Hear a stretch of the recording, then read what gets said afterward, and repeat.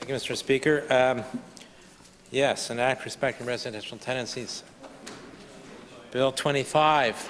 I don't think we would be here debating this, Mr. Speaker, this particular bill, if there was an ample supply of affordable housing, which, as we know, there's not.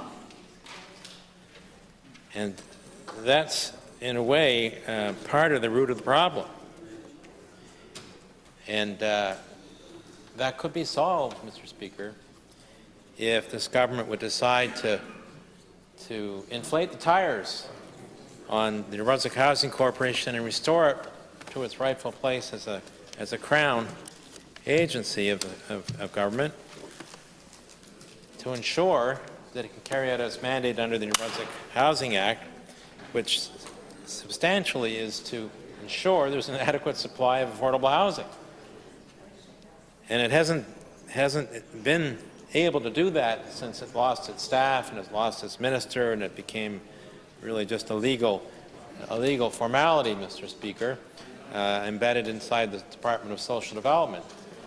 So, Mr. Speaker, I say to this government, liberate the New Brunswick Housing Corporation from social development, hire some subject matter experts who know what it takes to go into building non-market housing, as we had before when New Brunswick Housing Corporation actually was a functional, standalone, independent Crown Corporation with its own minister and with its own expert staff. Right now, the problem, Mr. Speaker, there is no staff dedicated to affordable housing within government that know anything about what's involved in building affordable housing, especially non-market housing, Mr. Speaker. So that's what we need. We need exactly that to happen.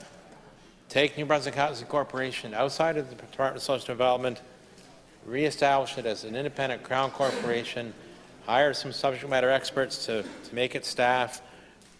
Maybe the Minister of Housing would like to be the Minister of New Brunswick Housing Corporation responsible for that. That would be good. She's already got the name housing in her title, so let's move in that direction, Mr. Speaker, rapidly, so that we actually get some.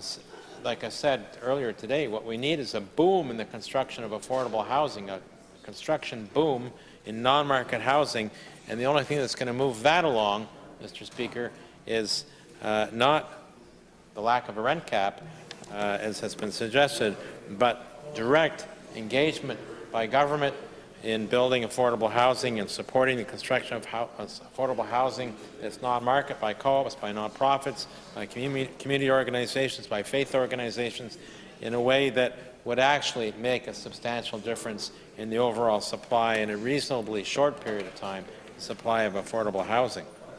This bill, Mr. Speaker, suggests yet again another incremental change in the Residential Tenancies Act and responsibilities of the tribunal.